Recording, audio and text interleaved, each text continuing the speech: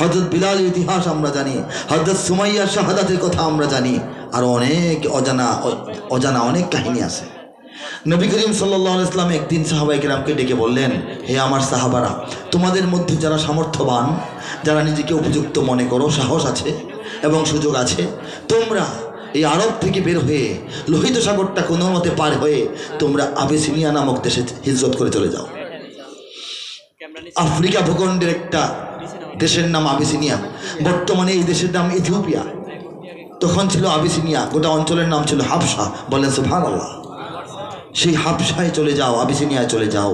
রাসূলুল্লাহ সাল্লাল্লাহু আলাইহি ওয়াসাল্লামের অনুমতি এবং পরামর্শ পেয়ে ৮০ থেকে ৯০ জনের একটি সাহাবীদের কাফেলা, কিছু নারী শিশু সহ তারা মক্কা থেকে রওনা হয়ে গোপনে গোপনে হাবশা পর্যন্ত চলে গেলেন, আবিসিনিয়ায় চলে গেলেন। এই যারা চলে গেলেন তাদের সমস্ত সাহাবীরা পরবর্তী জীবনে সবাই আর মক্কা মদিনায় ফিরে আসেন নাই।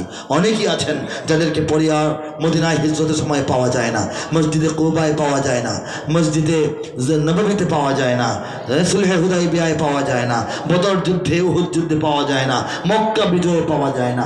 এই সাহাবীরা কোথায় গেলেন, তারা কোথায় গেলেন, সেটাই হচ্ছে আমাদের আলোচ্য বিষয়। আবিসিনিয়ায় অবস্থানকারী সেসব সাহাবীদের অনেকেই ধারণা করলেন, ইচ্ছা করলেন, চিন্তা করলেন, পরিকল্পনা করলেন, মক্কা ছেড়ে তো এসেছি, মক্কায় নবী আছেন, নবীর সঙ্গে আরও সাহাবীরা আছেন, আল্লাহই তো আছেন, একটা ব্যবস্থা সেখানে হবে। আমরা এই মুহূর্তে ফিরে যাব না, আমরা এখানে আরামে আয়েশে শুয়ে বসে খাবো না, আমরা আল্লাহর নবীর দিনটা নিয়ে সারা দুনিয়ায় ছড়িয়ে যাব।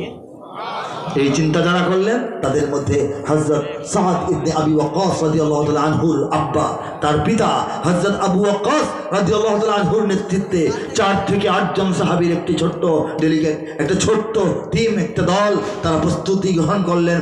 জাহাজ ভর্তি ব্যবসার মালামাল পণ্য নিয়ে এবং হৃদয় ভর্তি ঈমান, ইসলাম ও তাওহীদের এই আওয়াজ নিয়ে, আহ্বান নিয়ে তারা আরব সাগর, ভারত সাগর পাড়ি দিয়ে চট্টগ্রাম দিয়ে এই বাংলাদেশে প্রবেশ করেছেন। 618 খ্রিস্টাব্দে, 622 খ্রিস্টাব্দে বদর যুদ্ধ সংঘটিত হয়। এর 1.5 বছর আগে নবী করিম সাল্লাল্লাহু আলাইহি ওয়াসাল্লাম মক্কা থেকে মদিনা হিজরত করে যান। হিজরতের আরো 2.5 বছর আগে 618তে বাংলাদেশে ইসলাম ঢুকে পড়ে। নবী তখন কোথায়?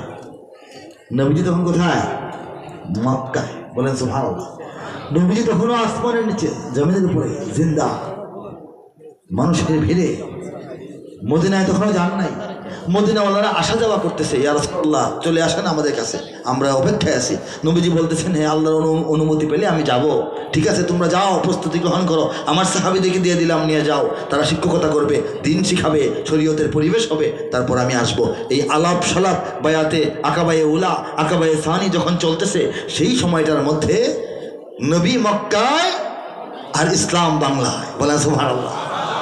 তখনও মদিনার সাহাবীরা নবীকে পান নাই, তখনও মদিনার খেজুর তলায় বসে নবীজি খেজুর মুখে দেন নাই, তখনও তলা আল বাদ্দু আলাইনা সঙ্গীতটি গাওয়া হয় নাই, তখনও মসজিদে কুবা নির্মাণ হয় নাই, তখনও মসজিদের নববীর জায়গায় নির্ধারণ হয় নাই। বদর যুদ্ধ তো আরও পরে, তখনই বাংলার জমিনে সাহাবায়ে কেরামের হাতে দাওয়াত ও তাবলীগের মাধ্যমে ইসলামের আহ্বান, ইসলামের প্রচার কার্য শুরু হয়ে গেছে। বলতে বাংলাদেশে কি টুকা মারলেই ইসলাম কাত হয়ে পড়ে যাবে?